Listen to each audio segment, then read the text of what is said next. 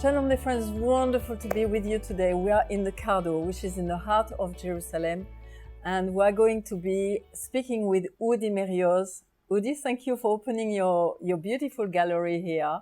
With you, we see there is lots of painting, and we'll show it to you. But the thing is, today we want to ask Udi. He was the first boy. He was 9 years old, and he arrived in Yerushalayim, in Jerusalem, in 1967. And he's going to tell us a bit of the story of Jerusalem through the eyes of a little boy of 9 years old. Udi, thank you. My pleasure. And it's beautiful. You know, we had the time to set up everything, and we can see him working already. He's doing beautiful work. So, Udi, tell us, your father came also here with you. So tell us a bit how it was for you and the story of Israel through the eyes of a little boy. Okay. When I was born in a small place called Petach Tikva. It's next to Tel Aviv. And Jerusalem, the areas that we are now in, was occupied by Jordan. There was no way we could come here or pray at the wall. 1948. Okay. Sorry, the war of 1948. And my dad was one of the young volunteers who came to assist the defenders here. But yet Jordan was the strongest army that was led by a British commander. And they eventually captured the old city, destroying most of the Jewish quarter at the same time. Most of the people here were taken as prisoners to Jordan, but my dad and his team, the volunteer, managed to escape even before. At this stage, my dad is promising. He said the Lord would not permit that Jordan will stay the conquerors of the old city. We will come back, I'm sure about it. And I will be the first to buy a piece of land here in the old city. So I made this promise. 19 years pass. There is very high tension with Egypt. The president of Egypt, Nasser, asking the United Nations soldiers to move out. They used to be the buffer in Sinai. So within a day, Israel found himself against the strongest Arab nation, Egypt, with no buffer, the United Nations. So the first thing that they do is they actually taking to the reserve army every man they can. I remember as a boy. And there weren't so many than now. That's it. Mm-hmm. I remember as a boy going out and you could not see men in the streets. Maybe old men or young or very sick, but all the men was immediately moved to protect the Egyptian border. And women had to quickly learn how to drive buses and run there every day. So the tension with Egypt was about 2 months. And then the war broke with Egypt. Not with Jordan or not with Syria. But at this stage, Jordan decided to join the war. They didn't really want to, but they were sure that Egypt is already winning. And they bombed our parliament, and that started the war with Jordan. Yeah, they bombed the Israeli parliament. Israeli that's how the war with Jordan started. Then soldiers who was in the Egyptian border was transferred quickly into another front, Jordan. And in the end of the war, my dad found himself here in the old city of Jerusalem, exactly where he promised as a young person, 19 years earlier, to be the first person who come and buy a piece of land. So he is here, and he decided that a promise is a promise, and he will buy from an Arab here a piece of land. In the old city, in Jerusalem, in the old city, in the Jewish quarter even. What happened is, when he made this promise, the Jewish quarter was in one stage, but 19 years later, this is all ruins. The Jordanian bombed the Hova synagogue. Even after the war, they put explosive and destroyed. So he's buying an area, a small little place, and half destroyed? Was it destroyed? It was in a very bad shape. But he bought it from the Arab, and he's sending a message to my mom. I'm not coming home. Home, remember, is next to Tel Aviv. You're going to come and live with me here in the old city. So my mom, now with 3 kids, my sister was just born, my brother is very young, so she's sending me. I'm 9 years old, and I'm going to be with my dad, and I'm helping him to fix the place. So for example, the room, a wind used to come to the room, so we bought at the market nearby sheepskins, put it on the walls, and that's how we protected the room from wind. We bought a little heater, and slowly, and did you have water? Water used to come with donkeys, we used to have a big clay jar called jara, which means it's a place to put the water. You pour the water. After like 24 hours, all the dirt is going down, and you can come with a cup and take from the top fresh water. More than that, because it's made out of clay, the water evaporates through this, and in this process, it's cooling the water inside. So the water from this jar was fresh and cold. There was no electricity in the beginning. Electricity we got just later. But we managed, and as a child, I don't remember that as a problem at all. I mean, And the food, did you had food in Jerusalem? we just bought vegetables, and my dad was cooking whatever we cooked. I mean, I don't ever remember short of anything. I mean, it was... Now, this is interesting because, you know, sometimes as people who live outside of Israel, it's like 1948, yes, they had the states, but suddenly it's like, no, they are at war. So can you tell us a bit this story? Because you were telling me even when you are in Petah Tikva, you are a refugee, you had to move. Can you tell us a bit about this story? My family is here for several generations. The family originally lived not far away from Ben Gurion Airport of today, a city called Ramle. Ramle was an important city in those days. Why important city? Because remember, no cars yet. Later, Israel will have one car. But at this stage, they're going with convoys, is horses or camels.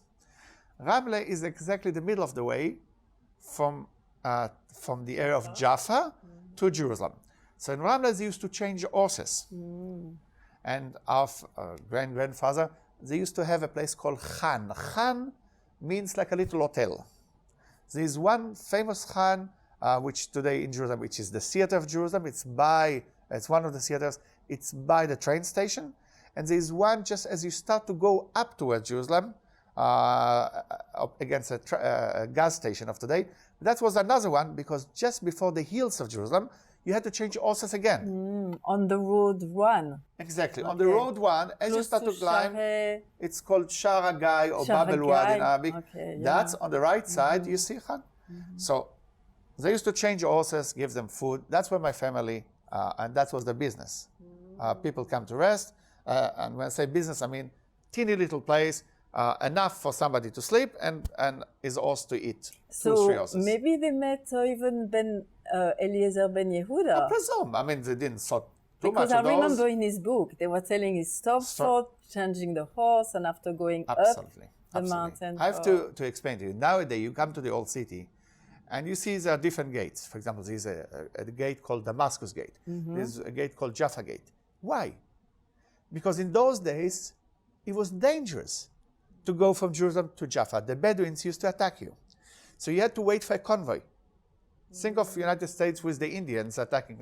So you want to go to Jaffa, you wait in the morning by Jaffa Gate until, let's say, few people come. And then the Turks, the Ottoman Emperor, were here for 401 years. They used to send somebody like a patrol, and that's how you go to Jaffa, or that's how you go to Damascus from there. So that's why the names. But those who went to Jaffa had to stop in the middle, and one of the places was Ramle. But in 1910, the Arabs, it was the main population of Ramle, told the few Jews that live there that they were slaughtered, all of them, if they stayed this night. They gave them the option to run away. They said, but if you stay, from this night onwards, we'll kill you. So there was only 10 Jews there. All of them escaped. My family escaped to Petah Tikva with nothing. They had to start all over again. Now the poor people who have no place to stay just built themselves tent next to a train station. There was a early Ottoman Turkish train, and that's where I used to stop. So they lived just by. I was actually my family by the train, just let's say from here to here. That's how they lived, because that's where only the poor people stayed there. But that's lasted 7 years. Remember, from 1914, there is the First World War, and among them, the Ottoman Emperor helping the German against the rest of the countries. And so the Germans are here, the Turks are here, and at the same time, the British Army is coming with General Allenby from Egypt through Sinai, have a fierce fight in Gaza, another fight exactly now, 101 years ago, in Beersheba. And that penetrates through the lines of it was actually the Australian soldiers who penetrated through the lines. They was riding horses against all the machine guns of the Germans, penetrated. And by that, opened the road to Jerusalem. But the Turkish, afraid that the Jews will help the British, so they forced all the population to move north. In Tel Aviv, only one person was allowed to stay to protect it. The rest of the cities was out. Petah Tikva, everybody. And my grandfather actually walked, and by the place, before Haifa, a place called Hadera, he just fell down and died, and the Turks did not allow even to bury him. So my grandmother, which I had the chance to meet, because she lived over 100 years old, when she buried, it said she's the widow of Shlomo Mirkin, that nobody knows where he's buried. Until today, the British who came, but especially the Australian, was very kind to the population. And they fed the population. Now, to give you an example, we never forgot this. When I was about 4, 5, my father said, I'm taking you to a journey. We're going on a bus, and we're driving. To where? To Beersheba. At those days, it was like 3 hours drive. What are we doing in Beersheba? I didn't know. I never heard. I knew that Beersheba is where Abraham was. That was the story. Abraham had a tree. It was in Beersheba. But my dad is taking me to a cemetery, a Christian cemetery. That's the first time in my life I see crosses. And I said, Dad, what is that? He said, that's where these Australian soldiers who fought here died. And they are the one who saved our family. They fed, not only our family, everybody here. So we have the obligation to look after the graves. And he taught me to clean the graves. And since that I was many times, and I'm going to teach my children to do that. And I can tell you that nowadays you're going around Israel and you look into different cemeteries. With the maybe the exception of the military cemetery, but any civilian, this is the most looked after cemetery. Those are Australians, New Zealanders, British who died 100 years ago. But their graves are the most cleaned. You cannot find in Europe any cemetery that people buried 100 years ago and still the old cemetery is cleaned and touched and flowers. And daily people are coming to say thank you. We never forgot your kindness. So that was the situation, and my family became second-time refugees. They came again and started all over. Now in 7 years, is that you have to move and again? Yeah, they have to become a second refugee. My dad is now 14. The British are here in Israel, and my dad is asking his father. He said, Dad, do you think we'll have an independent Israel? And my grandfather's answer was, yes, but not in our life. We won't see it in our life. This answer made my dad so angry that he decided to volunteer and join the Irgun, the organization that fought for the liberty of Israel. And in the end, in 1948, the British are leaving. Israel declared independent. And on the same day, 7 countries attacking Israel. Each one of those countries, Israel is now, by this stage, 600,000 Jews. That's all. Cairo. And not so much weapons either. Very little. Because, yes. Cairo alone is about 6 million people. This is one city in Egypt. And we have Egypt, we have Jordan, we have Lebanon, we have Syria, and from Sudan came soldiers. Those all nations attacking. It is, when I try to explain to Americans, I said, imagine all of United States attacking Disneyland. That's about it. And Mickey Mouse win. That's as simple as that. All of that, with all the weapon, with all the machine gun, with all the plane, attacking Disneyland. That's about the size of Israel compared to all the nations as attacking her. In this war, Jordan captured the old city. In the old city, there's only few. The old city of Jerusalem. Old city of Jerusalem. Well, we are here in Jerusalem. So only elderly people, some women, and the youngest soldiers, and I'm saying soldier, not a civilian, soldier, died in combat in Israel, was here he was 10 years old. That was the soldiers that the Jordan did. When eventually the soldiers, the Jordanian soldiers, captured the old city, they keep on looking, where are the soldiers that they fought against? They could not believe that those elderly women and young children was the fighters who they fought against. And they're taking them prisoners and out of Jerusalem. And that's where the Jordanian occupation of Jerusalem start. As you know, today they're speaking about Palestinian state, not Palestine. But this place, we didn't have any problem with Palestinians. We fought against Jordan. This place was Jordan. There was never any other state here. And and we now, are here since then. I Yes. know, and it's just amazing because I think for us, we're like, okay, so very simple. 48, they've got the country, but suddenly they are like fighting. They are losing a lot, like the whole city of Jerusalem, and all the Jordanians come, and you can't go to Samaria. Judea is the same. Exactly. And so it's like that for 19 years. No prayer on the Western Wall. Absolutely. Everything is finished. And suddenly you have this war, which lasts only 6 days, which is like a miracle. But you didn't even plan that. You were like, you knew that Egypt was coming, invading you, so you go over there. And suddenly the Jordanians wants to be against you, thinking like, well, maybe we'll be able to have a bit of more Exactly. They wanted a spoiled. cut. That's a cut it. from We're the going country, to have yes, some yeah. spoil. And suddenly you win all the place again. I mean, Exactly. it's like almost God giving you like your country again, Absolutely. saying this is Absolutely. yours. Absolutely. Wow. Absolutely. So how There was it no for plan. you at the time? I mean, for Because me, you were still young. I'll tell you. The first thing I remember, and after that my dad was very angry at me, when the fight started, I prayed that my dad will be wounded and by that coming home, because I was so afraid that he's going to die. So they said that if he'll be wounded, they will send him home. After I told it to my dad, he said, you should not pray ever for this. God look after us, and even if I'll die, it's for Israel, and that's okay. So that was my first reaction as a boy. I was afraid. But after that, You were living here. I came here, and suddenly thousands of tourists, I mean, even among the ruins came.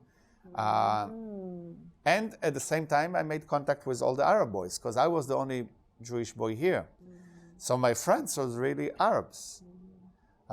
We used to, it's funny. I mean, one of them, we used to call him Gingy. Gingy is ginger hair. I always think of myself as young, but only when I see sometimes Gingy standing by Zion Gate all white, I understand how old I am. But yes, I used to play with the kids here, and but the relation was fine. I mean, I could go to their home, they could come to my home. Our home used to be touching each other. The only difference is for some of our neighbors, there used to be one toilet, which means so some families, you had outside a small building and a hole in the ground. That was the toilet. I felt very rich. In fact, I felt the richest person in the area because my dad dig 2 holes just for us. So nobody can compete with me. But that was it. the rich boy. I was a very rich boy. Yes, 2 holes just for us. That's wonderful.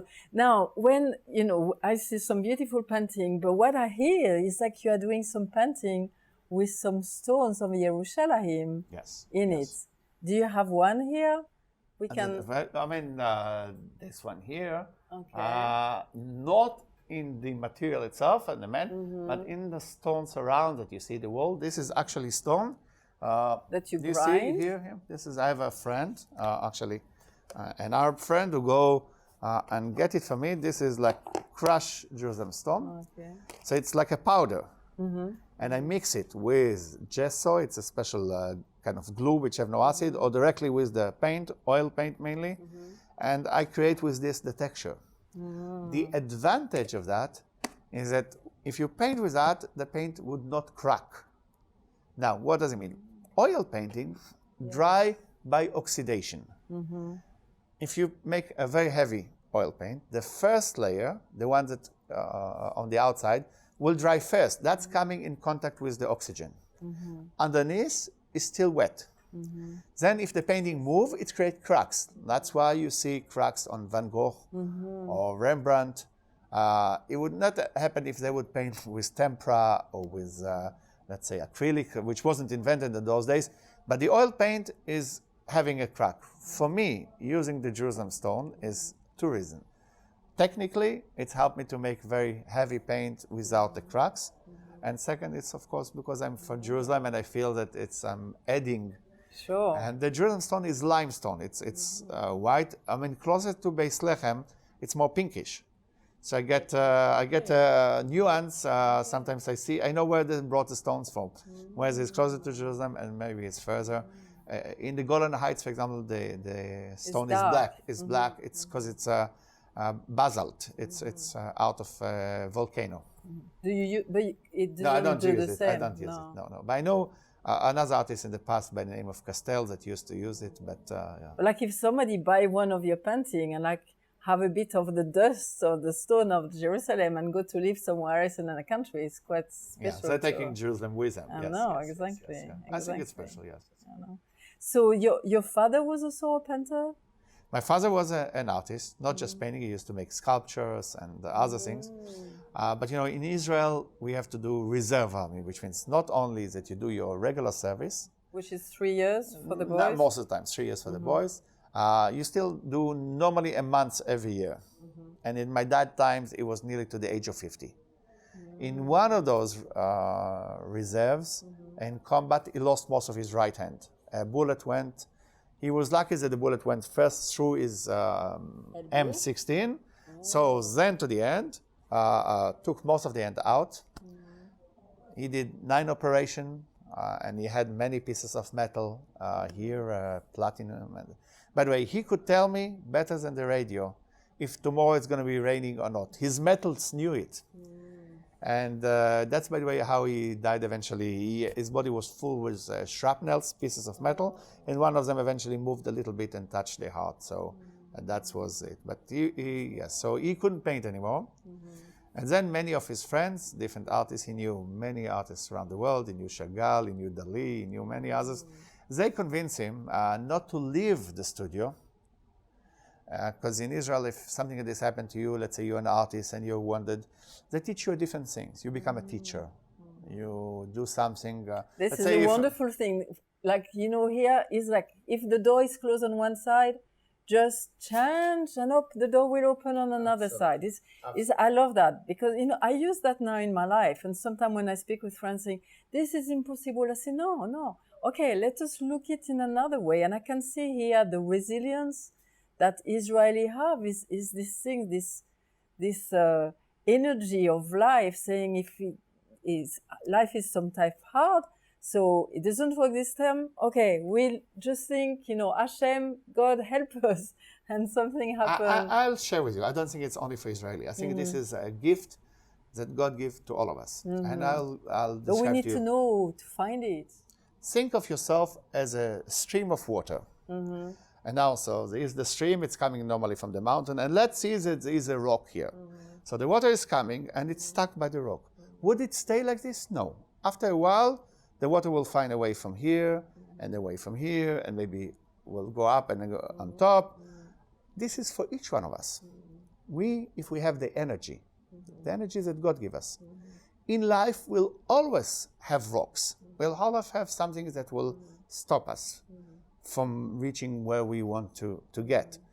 But always we have the ability to go around it, or even if you need, cut it through. I mean, sometimes water, after thousands of years, the Grand Canyon in the United States, huge, was made with water and water years after years. And then after 1,000 years, the water just penetrates through and you have a huge canyon. That's our options. And so the Israelis are maybe out of necessity or maybe through the energies that it's a younger country, have it, but I think it's the same for any person. But we need to find that energy and we need to find, okay, we can do that. Because sometimes I see people like in our societies like, oh, that's it, I can't do it. Do you understand? And it's like, no, it's okay. You can do it this way, but you can find it another way. I think one, and I would say to each one of the viewer who see that, You don't have to find this energy outside. God already gave it to you. It's in you. Now it's just to bring it out.